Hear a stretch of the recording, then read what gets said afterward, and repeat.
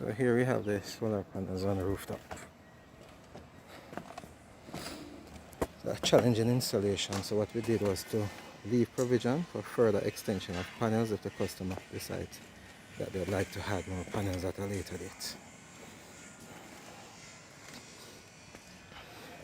We had to raise the panel from within a gutter, so we created a mount to get the panels risen up to be able to auto trap the sun. So there we are with extension. Of course, we also did a water heater for this customer.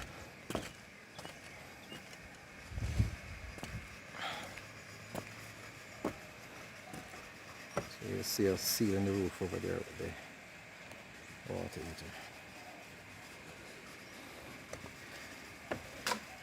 There's certain provisional work that has to be done to accommodate this kind of installation. So we have the piping coming up from underneath, and have our combiner box here, lightning protection on them to protect in the event of lightning, etc.